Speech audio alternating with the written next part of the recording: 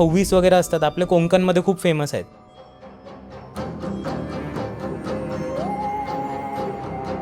ते लोक पण पूजापाठ करतात, नमाज पडतात, ते लोक नाल्यामध्ये रिसाईट करतात.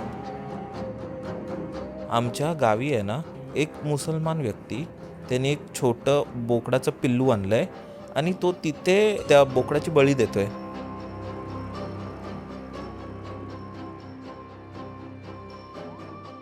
मुंबईमध्ये रूम शोधत होतो, कधी असं वाटायचं की कोणी फर्निचर शिफ्ट करतोय.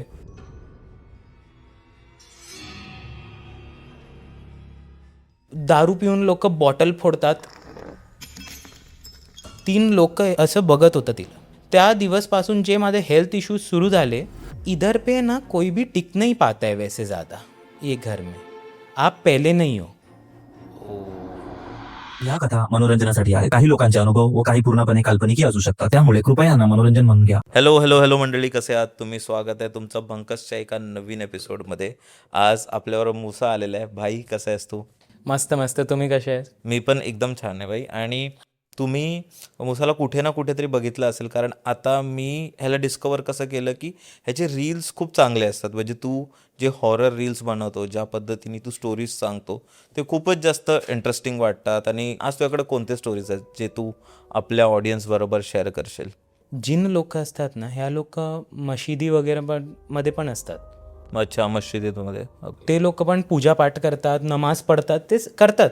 तर त्या लोकांमध्ये पण कसं आहेत ना, इव्हल पण असतात आणि पॉझिटिव्ह पण असतात. पॉझिटिव्ह आपल्यासारखा धार्मिक लोक, मंदिर जाणार, आरती करणार, मशीद जाणार, नमाज पडणार, असे पण असतात. आणि जे दुसरे खव्वीस वगैरे असतात आपल्या कोकणमध्ये खूप फेमस आहेत. खव्वीस वगैरे ते पण जिनची स्पीशीज म्हणतात. बरोबर. हां हां हां हां हां. ते लोक कुठे, ते लोक नाल्यामध्ये रिसाईट करतात. नाल्या, खुड्ड्या, हे सगळे जागावर. तर ती negative side of genes. So that is the negative side. आणि पॉझिटिव्ह लोक आपल्याला इथे पण भेटतात. लाईक, पण पॉझिटिव्हच्या पण एक आहेत की ह्या लोकांना ना इंटरफिअरन्स आवडत नाही. कोणी त्यांना डिस्टर्ब केलेलं नाही. डिस्टर्ब केलं ते आवडत नाही. आता एक मशिदीचा केस आहे. म्हणजे एक आपले फॉलोवर आहेत, त्यांचं काय, कुराण शिकायला मशीदमध्ये जायचं. मौलवी लोकांचं काय असतो, जर लास्ट नमाज असते ना, ईशाची नमाज म्हणतात, रात्रीची 9 वाजता 8 वाजता 9 वाजता ते होऊन जाते. त्या नमाजनंतर कधी कधी मौलवी लोक ॲरेबिक लेसन्स द्यायचं, कुराण कसं हे करायचं, ते शिकवायचे. तर आपले एक फॉलोवर होते, त्याचं हे डेली रूटीन होतं कि मस्जिद में जाने का, कुरान पढ़ के आने का रात्रीला. तर 9 वाजता तो नॉर्मल रूटीन त्याचा होता, तो गेलो तिथे. तर त्यांचे मौलवीने काय बोललं त्यांना की मेरा एक बॅग आहे, ऊपर रख के आ जाएगा तू माले पे. ती ओल्ड मशीद होती, ती जुनी पुराणी. तर तो एक्सायटेड झाला, कारण की टीचरनी काय बोलले काम, तर लोक कसे स्टुडंट्स आवडते. तर तो काय केलं, त्यांनी अजून एक मुलाला सांगितलं की तू मेरे साथ चल के पेटी उठा. दोघी जणी गेले माल्यावर पेटी ठेवायला. तर त्यांना काय वाटलं, माल्यावर जे मौलवी साहेबांचं हे होतं ना, रूम केबिनसारखं, तिथे ते लोक उभे होते. आणि त्यांनी काय बघितलं, अजून एक स्टेअर्स आहेत टेरेससाठी, तिथे एक शॅडो उभी आहेत. त्यांनी शॅडो बघितली. त्यांना काय वाटलं, लो लाईटमध्ये आमची स्वतःची शॅडो तिथे रिफ्लेक्ट होते. मग त्यांनी असं बघितलं, तो बघत होतो की शॅडो जे आहेत ना, शॅडोनी आपला हेड टर्न केला. ती सावळी हळली आणि आईज वर glowing is what the person says. Like, त्यांनी मला काय बोललं की उसकी आँख चमक रही थी और वो उतरने को लग गया. खाली उतरायला लागलो शॅडो, पण स्टेप्स जसं म्हणजे पायाशी आपण उतरतात तसं नाही, स्लाईड होऊन आलो. तर त्या लोकांनी काय केलं, सामान सोडलं आणि परत ते धावून गेले मौलवीकडे आणि मौलवी तिथेच बसले होते. त्यांना बोलला, मौलाना साहेब, आमच्यासोबत असं झालं, आम्ही असं शॅडो बघितलं, परछाई बघितली. आता काय, तर मौलवीने काय बोललं त्या लोकांना की एक काम करा, असं माझ्यासोबत पण होतं, ह्या मशीदमध्ये काय जिन वगैरे आहे आणि रात्रीचा टाईम जिन लोकांचा असतो प्रेयर्स करायला. मग आपण काय करायचं, आपण आता हे एवढं लेट क्लास नाही करणार आपण, ईशाची नमाज होऊन जाईल की घरी जाऊ. हां घरी जाऊ, किंवा आपण म्हणजे संध्याकाळी तुम्ही या पडायला, काय आपण टाईम चेंज करूया काहीतरी. तर त्या लोकांनी अग्री केलं. त्या लोक बाहेर पडले, घरी जायला लागले. दोन्ही मित्र जे गेले होते त्या लोकांनी काय केलं, बाहेर गेले आणि घरी जात होते. त्यांना खूप भीती वाटत होती, मानून की त्या लोकांनी ते बघितलं तर त्यांना भीती वाटत होती. तर ते बाहेर पडलं की मौलवी साहेब बाहेर उभे होता. ओके. मी परत सांगतो. मौलवीनी आतमध्ये काय बोलला, तुम्ही आता लेट यायचं नाही, ते लेट झालं की तुम्ही घरी जा आणि संध्याकाळीचं काय दुसरा वेगळा टाइम आपण हे करूया, डिसाईड तेव्हा करूया. आपण येऊ. हे लोक तिथून निघाले आणि यांनी मौलवी साहेबांना बाहेर बघितलं. मौलवी बाहेर होते, फोनवर बोलत होते. मौलवीनी फोन ठेवला आणि बोलला, कुठे जात आहे तुम्ही, पेटी ठेवली का माझी. ते लोकांनी बोलली, मौलवी साहब आप तो अंदर थे. मौलवी इज लाइक, मेरे को फ़ोन आया था, मैं बाहर निकला था, नेटवर्क नहीं मिलता है अंदर. अंदर कौन था. ओ भाई, म्हणजे आतमध्ये कोण दुसरंच होतं. जिन. पहिला तो शॅडोचा रूपमध्ये ह्या लोकांना दिसला. नंतर तो खाली येऊन रूप चेंज करून आपला मौलवी बनून या लोकांना वॉर्निंग दिली की माझ्या टाईमवर तुम्ही लोक नका येऊ इथे मशीदमध्ये. भाई साहब, खतरनाक. म्हणजे हे रूप, जसं तू बोललास की ते रूप चेंज करतात त्यांचं, आणि ते कोणतेही फॉर्म घेऊ शकतात. पण हे पण काय आहे ना, खूप जे स्ट्रॉंग जिन असतात ना, ते करू ते लोक पूर्ण रूप हे करू शकतो. नाहीतर काय, जे एवढं स्ट्रॉंग नसताना काहीतरी बॉडी पार्ट त्या लोकांचा वेगळा होऊन जातो. जे आपण नूराची पण स्टोरी ऐकली, बोकडसारखे पाय होते, तसं काहीतरी राहून जातो. कम्प्लीट फॉर्म करायला खूप पॉवरफुल जिन करू आणि शकतो. म्हणून ते काही ना काहीतरी ग्लिच सारखं आपल्याला दिसतं त्यांच्या फेसमध्ये, किंवा नॉट कम्प्लीट ह्युमन.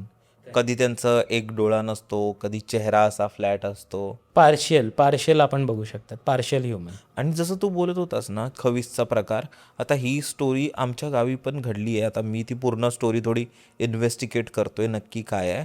आपल्या ऑडियन्सला वाटतं अधूनमधून सांगितलं असेल, पण आमच्या गावी आहे ना, तिथे पण एक खवीस आहे.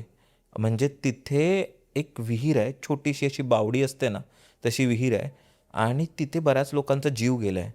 आणि आम्ही स्वतः बघितलं की 1-2 लोक तर, मी आहे 25 वर्षाचा, माझ्याच टाईममध्ये आम्ही बघितलं की कोण ना कोण तिथे गेले, 2-3 जण त्यांचा जीव त्या बावडीत गेला आहे. आणि तुला बोलू, ती अशी सेक्ल्युडेड आहे, म्हणजे लांब आहे. तिथे जाण्याचं काहीच कारण नाही. असं नाही की रस्त्याच्या बाजूला आहे, जाता जाता पडून गेला. तिथे गेला का आणि तिथे पडला कसं, बरोबर. हे लॉकडाऊनच्या आधी झालेलं की एक माणूस पडला होता तिथे, आणि मग ते लोक स्टोरीज बनवायला लागले की दारू प्यायला असेल असं तसं. पण माझे एक आजोबा आहेत, म्हणजे पप्पांचे काका, तर ते बोलायला लागले की तिथे खवीस आहे असं. आणि आम्हाला वाटलं ठीक आहे, गोष्टी असतात, गोष्टी बोलतात. अंटिल भाई 2020 आम्ही, लॉकडाऊन चालू होतं 2020 सुरू होतं, आम्ही गावी होतो मुंबईमध्ये, पूर्ण कर्फ्यू वगैरे लागलेला, आम्ही गावी होतो. आम्ही बघितलं, आता जे आमचं गाव आहे ना, तिकडे सगळी हिंदू कम्युनिटीच आहे, ठीक आहे. तिथे कोणच म्हणजे असं दुसऱ्या ह्याच्यातलं धर्मातलं राहत नाही, बरोबर. तिथे आम्ही बघितलं, आम्ही दुपारी जातो आहे, एक मुसलमान व्यक्ती, त्याने एक छोटं बोकडाचं पिल्लू आणलं आहे आणि तो तिथे त्या बोकडाची बळी देतो आहे बावडीकडे तिकडेच बाजूला. आणि मग मी माझ्या आजोबांना विचारलं, त्याच आजोबांना, मी असं असं बघितलं. ते बोलले, हां ते लोक येतात. म्हणजे जो तो जेन आहे ना, एक फॅमिली आहे, मे बी त्याचे ॲन्सेस्टर्स असतील किंवा कोण असतील, ते लोक दरवर्षी त्या ठिकाणी येतात आणि त्याचं नैवेद्य असतं, जे त्याला लागतं ते लोक करतात. तसं आहे. खूप वर्ष, 1-2 वर्ष त्या लोकांनी नव्हतं केलं, तर त्या लोकांनी खूप म्हणजे असे त्याची नेगेटिव्ह साईड पण बघितली. त्यांच्या घरी काही ना काहीतरी झालं आहे. तर असं आहे की दरवर्षी त्यांच्या घरातलं कोणतरी येतं, थोडं प्रसाद वगैरे काहीतरी आणतात ते लोक, एक बळी देतात आणि मग निघून जातात. सो तसं आम्ही बघितलेलं. मग आम्हाला विश्वास पटला की बाबा हां काहीतरी आहे, आणि हा मुस्लिम संप्रदायातलाच कोणतरी एक आहे.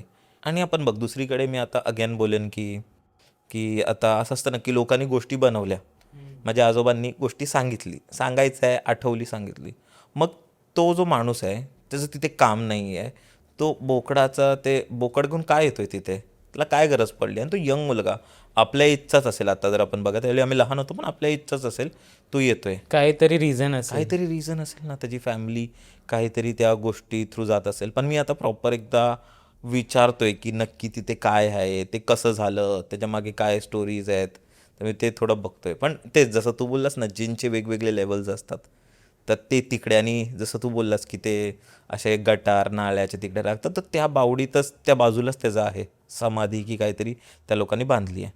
तर तसं त्या लोकांचं असंच असतं, प्रिव्हेसी या लोकांना खूप आवडते. प्रिव्हेसी मुंबईमध्ये पण पहिला लोक बोलतात की आमच्या जे एरियामध्ये मी जन्माला आलो तिथे पण खूप होते.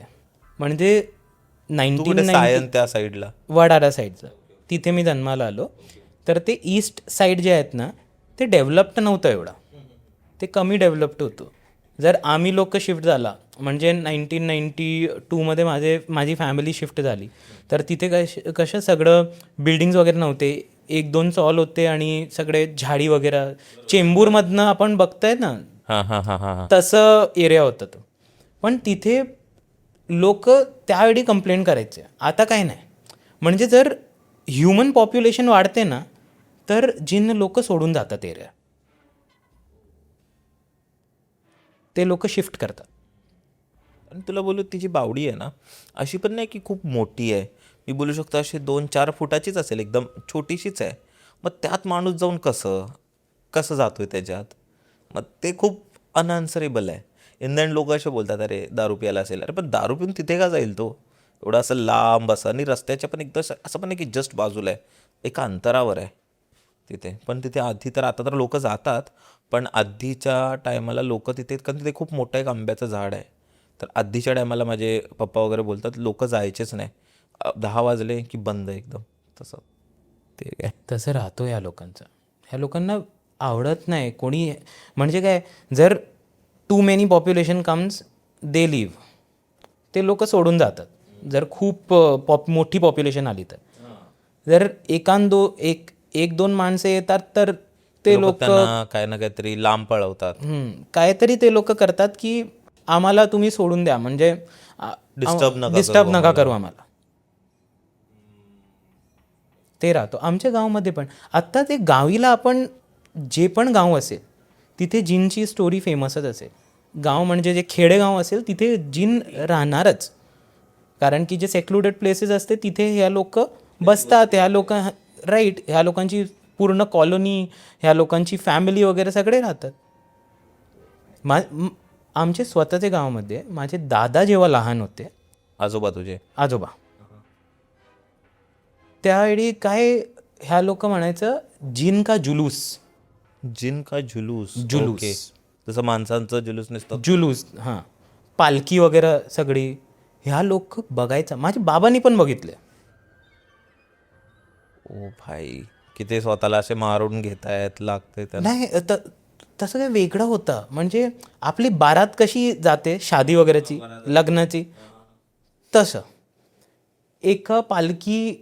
म्हणजे लोकांना काय लोक नाही हे, म्हणजे काय, there is no human form, just थोडका फॉगसारखा, स्मोकसारखा असं, म्हणजे लांब जुलूससारखा पालखी त्या लोकांना दिसायचं. मोठी पालखी हव्यात लेविटेट करताना, मशाल दे कॅन सी, आणि ढोल नगाड्याची जोरांनी आवाज. आपला नाशिक ढोल कसा असतो तसं धन धन धन धन धन करून ते लोक ऐकायचं. जर बघताना ते लोक म्हणजे लपून बघायचं की ते लोक काय बघू शकतात, मशाल चल रही है हवा में, पालखी जाते आणि ढोल नगाड्याची फक्त आवाज येते, दुसरा काय दिसत नाही. माझे आजोबांनी काय सांगितले की जे पालखी असते ना त्याच्यावर ह्या लोकांचे जे सरदार असतो, ती कॉलनी, ते जिनाची जे कॉलनी असेल ती कॉलनीचा जे लीडर असतो तो बसतो त्याच्यात पालखीवर, आणि ह्या लोक जुलूस घेऊन जातात. कधी कधी, रोज नाही, very rarely they could see.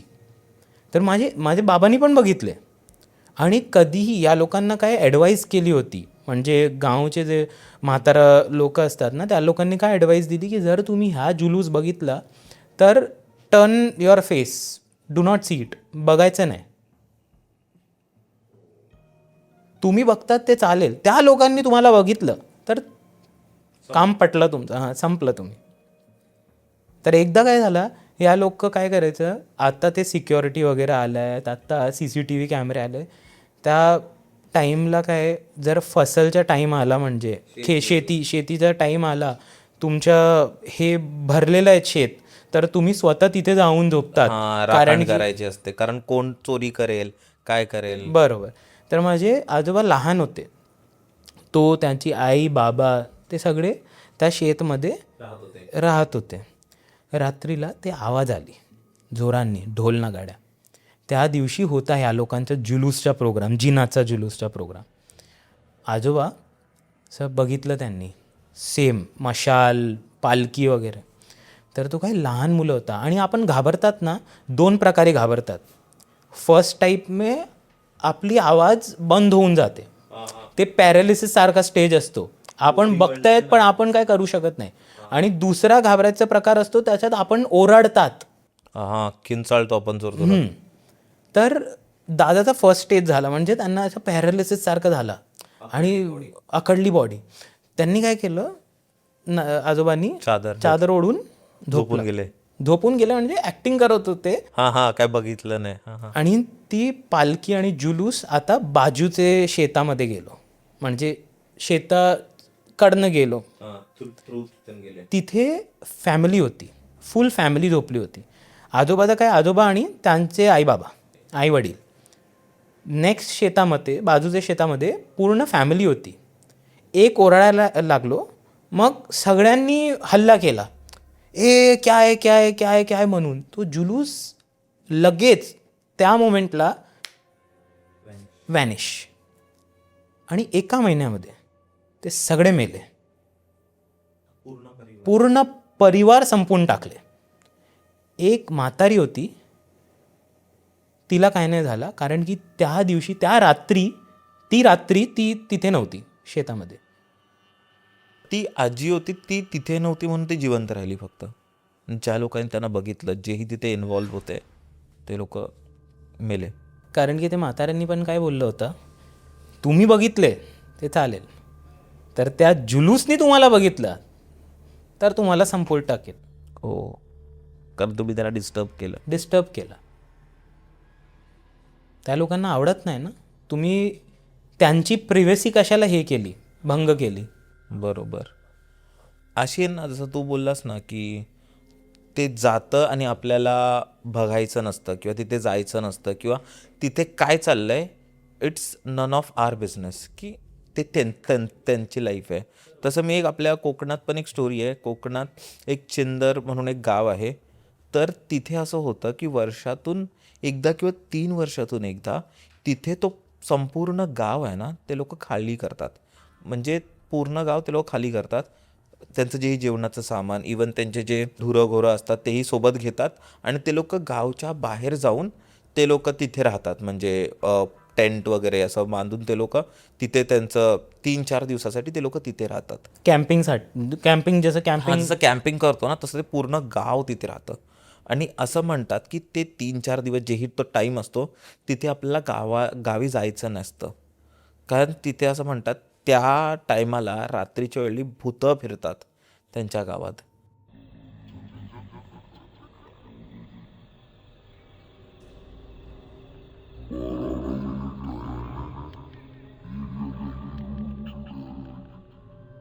आणि तिथे त्या लोकांचा वास असतो.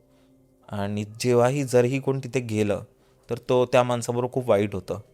तर संपूर्ण गाव पूर्ण त्यांच्या जनावरांसकट वगैरे बाहेर जातं. आणि त्या लोकांसाठी ती एक बोलू शकतो की एक त्यांच्यासाठी एक सण झालं आहे, रिच्युअल झालं आहे. तर ते लोक राहतात आणि मग ते सगळं झाल्यावर ते लोक परत येतात. तसं एक आहे. तर ते कोकणात होतं. आणि इवन असं आहे की माझा एक मित्र आहे, तोही त्याच गावचा आहे किंवा त्याच्या बाजूचा आहे. तर त्यांची अशी गोष्ट होती की एक आजोबा तिथे होते, जे राहिले होते त्या गावात. आणि कारण त्यांची एज खूप होती आणि ते ऐकतच नव्हते की मला नाही यायचं आहे. ते जास्त मूव्ह पण नव्हते करू शकत, ऑलमोस्ट त्यांचे लास्ट स्टेजला होते. फक्त ते बोलू शकत होते पण बॉडीनी ऑलमोस्ट त्यांची साथ सोडलेली. तर ते राहिले, ते बोलले की मी राहणार इथे. तर जे त्यांनी रात्री बघितलं ना ते खूप डेंजरस होतं, की त्यांनी असे आवाज ऐकलेत की गावी कसं कौलारू घरं असतात बरोबर, ते कौल असतात गावी घरांवर. तर त्यांनी असा आवाज ऐकले की वरून कोणतरी धावतोय जोरजोरात, त्यांच्या छतावरून आवाज येत आहेत, पूर्ण गावी असे फिरतायत, अशी आग वगैरे दिसत आहेत त्यांना असं म्हणतात. आणि जेव्हा ते लोक आले तर आजोबा होते पण त्यांनी हे सगळे एक्सपिरियन्स ऐकले होते.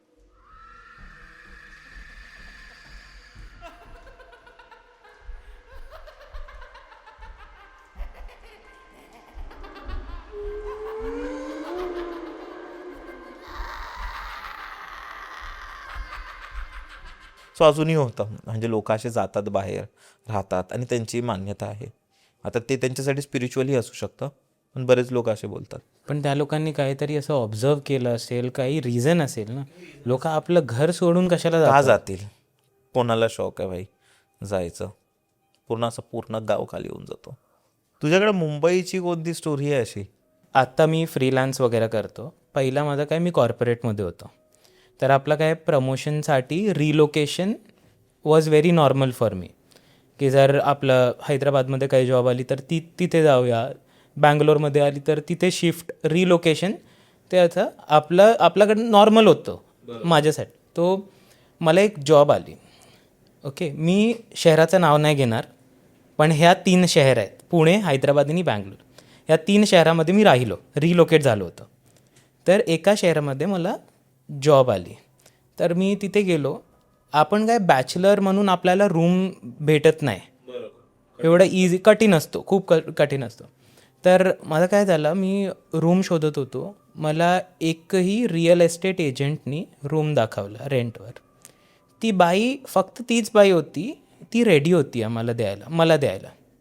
मी बोललो की माझी फॅमिली जी आहे ती कधी कधी मला काय, पर्सनली मला OCD सारखं आहे, क्लेनलीनेस वगैरे. मग मी PGमध्ये राहत नाही, मी शेअर्ड फ्लॅटमध्ये राहत नाही.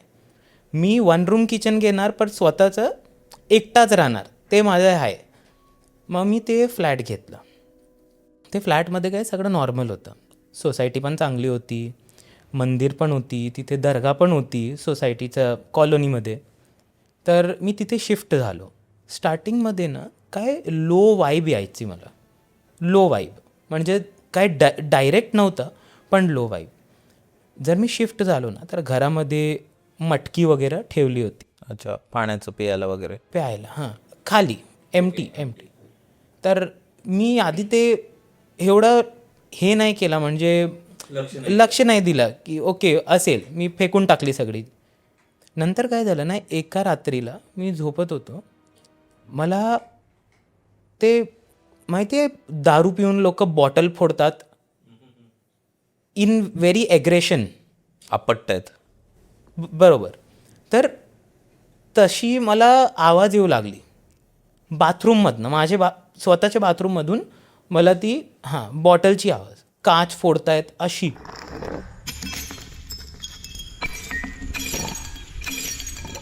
मी घाबरलो. मी उठून बघितलं तर काहीच नव्हतं.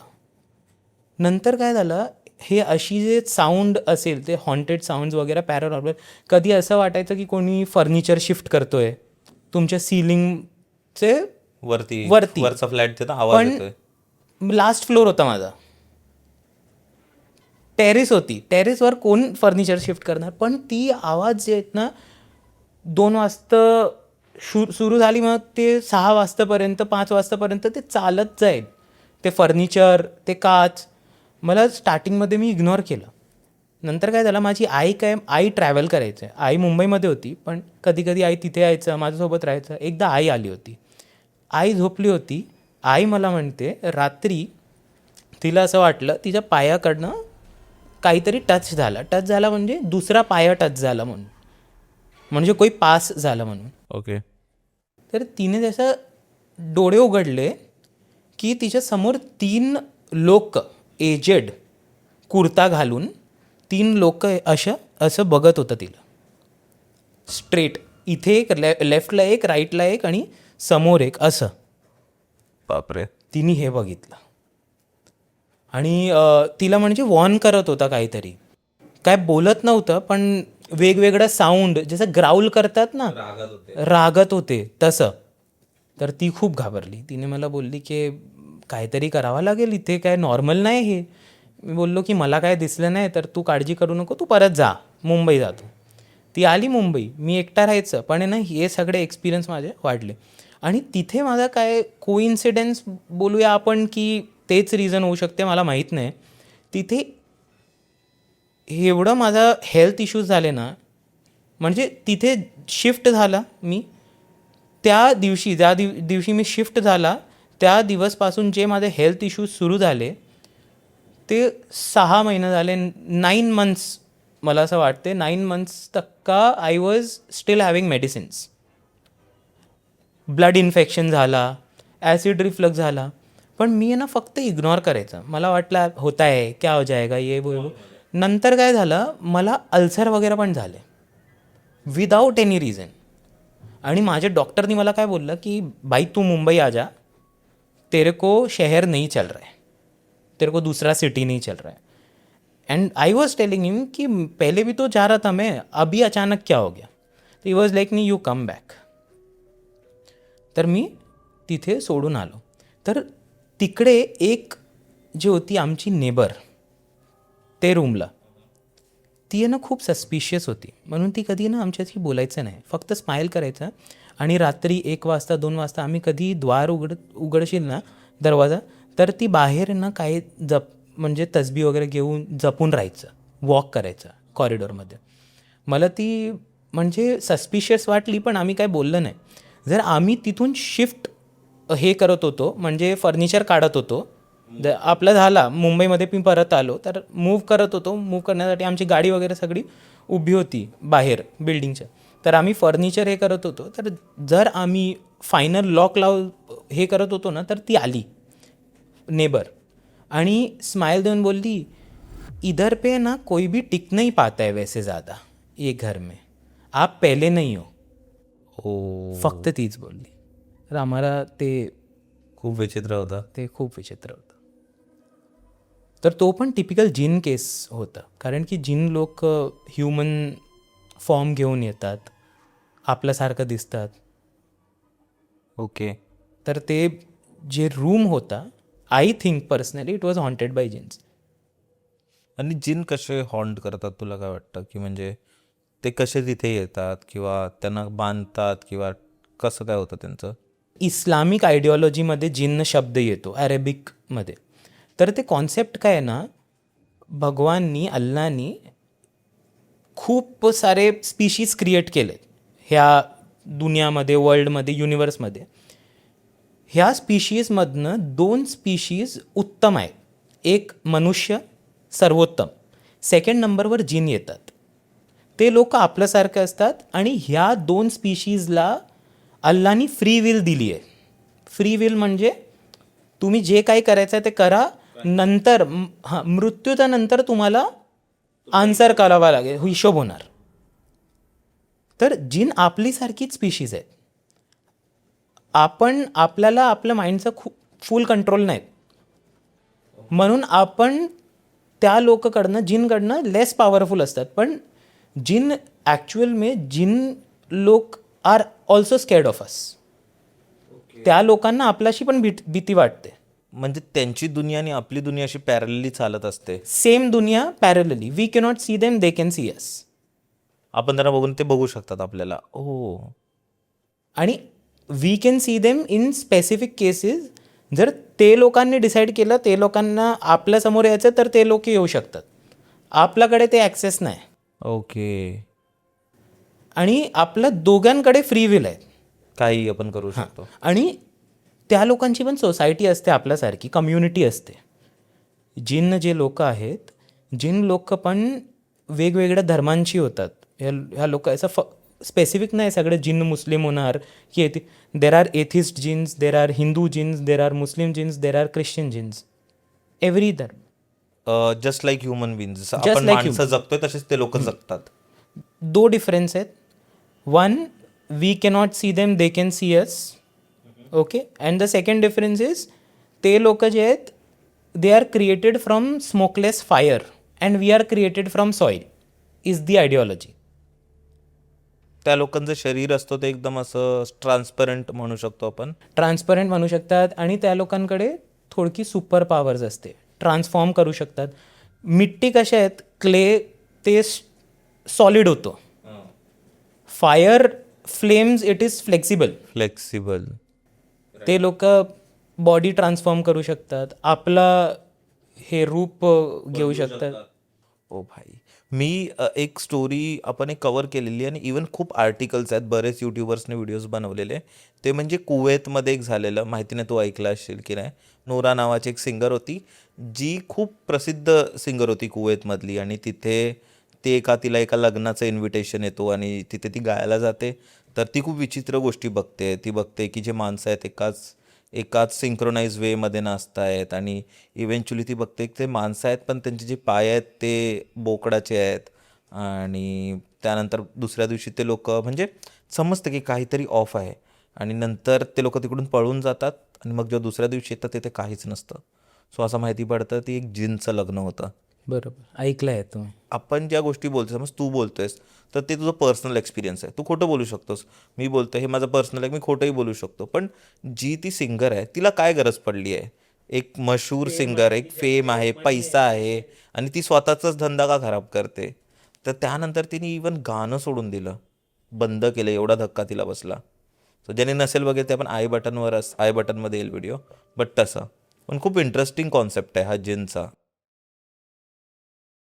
गाईज, आपले खूप असे व्ह्युअर्स आहेत जे त्यांच्याबरोबर घडलेल्या गोष्टी पाठवतात. आता ते एकतर कॅमेरा शाय असतात किंवा ते खूप लांब राहत असतात, त्यामुळे ते पॉडकास्ट वगैरेला येऊ शकत नाही. तर ते आपल्याला मेल करतात किंवा इंस्टाग्राम स्टोरी थ्रू पाठवतात. तर ही गोष्ट मला रोहितनी शेअर केली, आणि ही त्याच्या कॉलेज डेजमध्ये झाली होती. तो राहायला कल्याणला होता, मला वाटतं कल्याण शेलफाटा रोड आहे तिकडची हॉरर स्टोरी आहे. आता एक्झॅक्ट बिल्डिंग किंवा एक्झॅक्ट घरचा ॲड्रेस तर त्याने नाही सांगितलं आहे, पण त्याच्याबरोबर जी गोष्ट झाली ती खूपच जास्त क्रीपी आपण म्हणू शकतो, आणि खूप जास्त विचित्र होती ती. तर झालं कसं होतं की कॉलेजसाठी, शिक्षणासाठी रोहित साताऱ्यावरून मुंबईला आला होता. ठीक आहे. आता मुंबईत तुम्हाला माहिती आहे खूप जास्त महाग होतं, त्याला काही असं स्वस्तात मिळत नव्हतं. त्यांनी ह्या ठाणे ह्या साईडला त्यांनी एक फ्लॅट शोधायला सुरुवात केली जिथे त्याच्या बजेटमध्ये काहीतरी मिळेल त्याला. तर त्याला फायनली एक जागा मिळाली, एक फ्लॅट मिळाला. आता ते फ्लॅटबद्दल मी तुम्हाला सांगितलं तर ते फ्लॅट होता 1 BHK. ठीक आहे, 1 BHK तो फ्लॅट होता. पण तो जो ओनर होता ना, तो त्याला ॲज अ 1 RK रेंटवर द्यायचा, भाड्याने चढवायचा. म्हणजे तो जो त्याचा एक बेडरूम होता, जी खोली होती ना, त्याला तो लॉक लावायचा की तुम्ही पूर्ण घर यूज करा, फक्त ते बेडरूम इथे तुम्ही जाऊ नका. त्याच्यावर तो लॉक लावलेले असायचे आणि चावीही तो द्यायचा नाही. तर ऑब्व्हियसली तो 1 RK बनायचा. आणि जेव्हाही कोणत्या ओनरला किंवा त्याच्या त्या एजंटला विचारायचं की हे असं काय आहे ह्याच्यात की एवढं तुम्ही सस्पिशियस ठेवताय, सांगत पण नाही आहे, म्हणजे असं पण नाही सांगायचे की सामान वगैरे, फक्त ते लोक ॲग्रेसिव्ह व्हायचं तो खूप जास्त की तुम्हाला काय करायचं आहे, तुमच्याशी काय मतलब, तुम्हाला ही जागा दिली आहे ना, इथे राहा ना, त्याचंच भाडं घे. त्यामुळे बरेच भाडेकरू तिथे नाही टिकायचे त्याच्या अशा वागण्यामुळे. पण जो रोहित होता ना, त्याला तीच मजबुरी होती की खूप स्वस्तात ते फ्लॅट त्याला तिथे मिळत होतं. तर तो गेला. रोहित तिकडे आपलं सामान, काय असतं सामान होतं, एक गादी होती आणि 2-3 डबे होते आणि त्याचे कपडे वगैरे होते. तेच जे गावावरून तो घेऊन आला होता, तो तिथे घेऊन गेला आणि तिथे राहायला लागला. स्टार्टिंगच्या डेजमध्ये सगळं काही एकदम मस्त होतं, म्हणजे त्यालाही मजा येत होती. थोडं तोही म्हणजे कठीण दिवसही होते, कारण तो मुंबईत नवीन होता, नवीन कॉलेज होतं. पण ठीक आहे, त्याला हळूहळू आता जमायला लागलेल्या ह्या सगळ्या गोष्टी. पण दर रात्री जेव्हा तो झोपायचा ना, त्याची नजर आहे ना त्या दरवाजाकडे जायची. तो बंद दरवाजा, जो बेडरूमचा दरवाजा होता. आता सुरुवातीला तर त्याने इग्नोर केलं, ठीक आहे. पण काही दिवसांनी आहे ना, त्याला असं फील व्हायचं ना की त्या दरवाजाकडून कोणतरी मला बोलवतं आहे, म्हणजे असं की काहीतरी अट्रॅक्ट करतं आहे. त्यांनी कान वगैरे लावून वगैरे बघितलं, काय आवाज येतो आहे, काय आहे, काय आतमध्ये, म्हणजे हे कंटिन्युअस त्याला ते एक एक्साइटमेंट किंवा क्युरिओसिटी असायची की आतमध्ये नक्की आहे काय. आणि त्याला सतत असं असं असं वाटायचं की काहीतरी त्याला बोलवतं आहे. मग त्याने स्वतःला थोडं शांत केलं, कारण असंही असतं ना की जी गोष्ट आपल्याला नाही करायला बोलले ती आपण सगळ्यात आधी करणार. तर त्याला वाटलं की ठीक आहे, तसं काहीतरी असेल, तर थोडं लांबच राहत होतं त्या गोष्टींपासून. आता काही महिने गेले, त्याला आता जमलं होतं बऱ्यापैकी, आणि तोही आता कॉलेजमध्ये लागला होता, साईड बाय साईड कुठे काम मिळतंय का बघत होता, कुठे जॉब ऑपॉर्च्युनिटीज आहेत का, मी तेवढेच पैसे सुटतील असं तो बघत राहायचा आजूबाजूला. आणि आता बऱ्यापैकी त्याचे मित्रही झाले होते, ओळखीचे वगैरे चांगले मित्र झाले होते. तर एक दिवशी कसं झालं की त्याच्या मित्रांनी त्याला असं केटरिंगची वगैरे ऑर्डर असते ना, एक जिथे जातो नॉर्मली लग्नात किंवा बड्डे पार्टीमध्ये असतं ना, तर ते होऊन जातं. म्हणजे ते संध्याकाळी काहीतरी काम सुरू होतं आणि रात्री माणूस फ्री होऊन जातो आणि पैसेही त्याला बऱ्यापैकी मिळत होते आणि पैसेही त्याला बऱ्यापैकी देत होते ते लोक. तर हा गेला आणि त्या दिवशी त्या रात्री ॲक्च्युली ह्याला यायला रोहितला खूप जास्त लेट झाला. तो आला, दमला होता, पहिला दिवस होता, दमला होता. त्याने कपडे वगैरे चेंज केले आणि येऊन त्याने अंग टाकून दिलं. आता तो झोपणारच होता की त्याला बेडरूममधून एक आवाज ऐकू आला, एक लहान मुलांचा आवाज ऐकू आला. की तसे असा आवाज की की लहान मुलं म्हणजे बघा 5-6 वर्षाची मुलं असतील, ती बडबडत आहेत, एक दुसऱ्याशी गप्पा मारतात, असा आवाज त्याला ऐकू आला. स्टार्टिंगला त्यांनी ॲज युजल इग्नोर केलं, पण त्याला तो आवाज बरोबर त्या खोलीतून ऐकायला येत होता.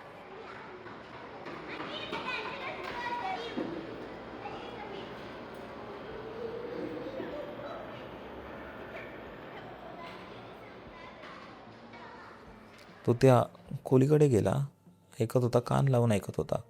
त्याला स्पष्टपणे 3 मुलं अशी बडबडत आहेत असा आवाज येत होता. त्यांनी 1-2दा परत ठोकलं, त्याला वाटलं काय कोण गेलं आहे किंवा कोण खिडकीच्या, तर त्याने ठोकलं वगैरे पण कोणी नव्हतं. त्याला वाटलं जाऊ दे, भास झाला असेल, जे पण झालं असेल, रात्री खूप लेट झाला होता, जाऊन झोपून गेला. तर त्या रात्री त्याला स्लीप पॅरालिसिस झाला. म्हणजे तो झोपलाय, त्याची पूर्ण बॉडी एकदम थंड पडली आहे, म्हणजे तो झोपेत आहे पूर्ण.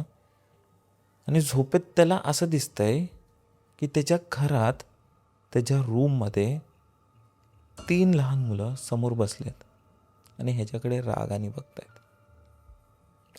तेच त्याला तसं दिसतं की 3 लहान मुलं, आणि हे त्याने एक्झॅक्ट लिहून पाठवलंय.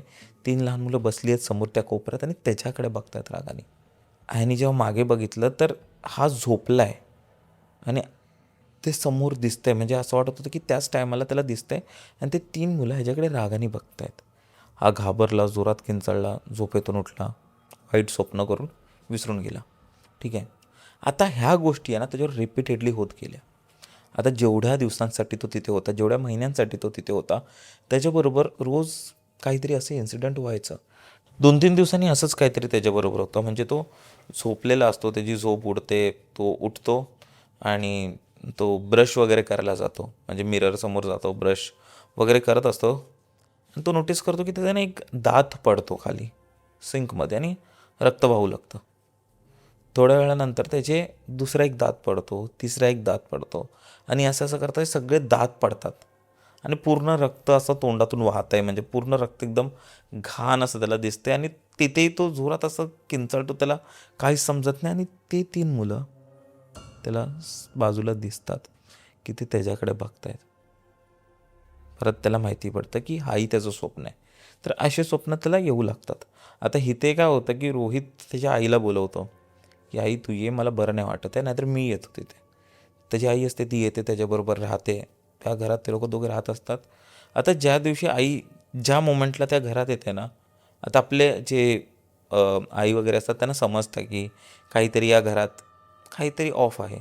त्या आईलाही असं वाटतं. तर पण ती असं की ठीक आहे, नवीन शहरात आहेस, लहान आहेस अजून, तू कधी एकटा राहिला नाही आहेस म्हणून कदाचित असेल, आहे मी आता तुझ्यासोबत आहे, महिनाभर राहते आणि मग बघू, जर तुला नाही वाटलं तर मग जाऊ आपण गावी, तू जे बोलतेस तसं करू, ठीक आहे.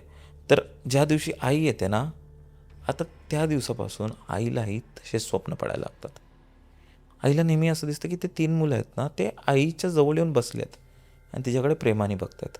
आईला कधीही वाईट स्वप्न येत नाही, त्याला उलटं चांगले स्वप्न येतात की 3 मुलं आहेत, ते खेळत आहेत, ते तिला बोलवत आहेत, अशा प्रकारचे स्वप्न तिला येत असतात. तर आता कसं होतं की आईला पण स्वप्न पडत होते. रोहितच्या म्हणण्यानुसार त्याच्या आईलाही स्वप्न पडत होते, पण तिचे स्वप्न हे डिस्टर्बिंग नव्हते, तर चांगले स्वप्न होतं. म्हणजे मुलं खेळत आहेत, तिला बोलवत आहेत, असे स्वप्न असायचे. पण रोहितच्या दुसऱ्या ठिकाणी त्याचे हे एक्स्ट्रीम होऊ लागलं होतं. तो मध्येच रात्री उठतोय, कधी आजारी पडतोय, खायची काही इच्छा नाही होत आहे आणि कंटिन्युअस असं वाटायचं की तो एकदम झोपेत आहे, कारण रात्रभर तो मध्ये मध्ये उठायचा अशा गोष्टींनी. तर ह्या सर्व गोष्टी बघून आईलाही खूप जास्त टेन्शन आलं की काय झालं. तर एकदा आईने बसून रोहितला विचारलं की नक्की काय होतं, तू असं का उठतोस. त्याला तर काय आठवत नसतं, तो ऑलमोस्ट झोपेत असतो. तर तो सांगतो आईला की असं असं मला काही महिन्यांपासून होतं आहे. त्याला विचारत आहे काय नक्की काय स्वप्न काय येतात तुला. तो सांगतो. आता इथे एक सगळ्यात मोठा ट्विस्ट येतो की ते लहान मुलं जे रोहितला दिसत असतात स्वप्नात आणि तेच सेम लहान मुलं, त्यांचं डिस्क्रिप्शन वगैरे पूर्ण सेम असतात, तेच आईलाही दिसत असतात. आईला समजतं की भाई काहीतरी गडबड आहे. आई तिच्या कोणत्या मैत्रिणीला फोन करते जी स्वामी समर्थांचं वगैरे करत असते, त्यांच्या मठात त्यांची सेवा करत असते. तर त्यांना कॉल करते, त्यांना बोलवून घेते आणि ते पूर्ण असं बघतात, त्या घरी येतात आणि त्यावेळी ते एक गोष्ट सांगतात. कारण त्यांच्याकडे काहीतरी सिद्धी असते की त्यांना माहिती पडतात गोष्ट. इवन कॉल करण्याच्या आधी जसंच कॉल केलं ना रोहितच्या आईने, त्यांना हे माहिती होतं की काय कारण आहे की त्यांनी कॉल केलं आहे. तर असे काही काही लोक असतात बरोबर. तर ते आले, त्यांनी बघितलं पूर्ण. आता ऑब्व्हियसली जो बेडरूम होता त्याची किल्ली ह्यांच्याकडे नव्हती. तर ते न बघता त्यांनी एक गोष्ट सांगितली की ती आई गेली पण तिची मुलं इथेच ठेवून गेली. तर त्यांच्या त्या घरात झालं कसं होतं की बऱ्याच वर्षाआधी असंच कोण भाडेकरू जे होतं, ते भाडेकरू कोण राहत होते, त्याची जी आई होती ती बंगाली फॅमिली होती. त्याची आई होती ती खूप जास्त ब्लॅक मॅजिकसाठी, म्हणजे ब्लॅक मॅजिकमध्ये वगैरे इन्व्हॉल्व्ह होती.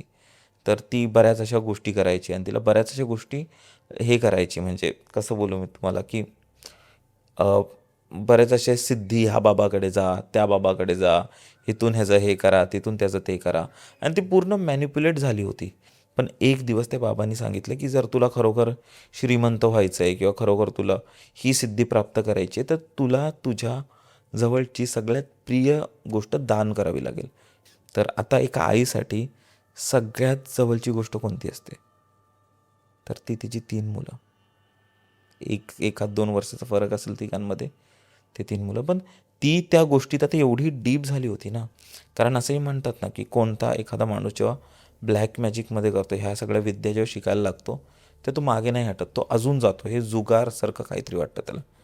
पण एंडला तिने तेच विचार केलं की जर मला मोठं व्हायचं आहे, जर मला ती सिद्धी प्राप्त करायची आहे, तर मला त्याग करावा लागेल. आणि तिने तिच्या 3 मुलांना रॅट किलर किंवा काय पॉयझन देऊन मारून टाकलं. या 3 मुलांची डेड बॉडी तिथेच होती, त्या रूममध्ये ठेवली होती.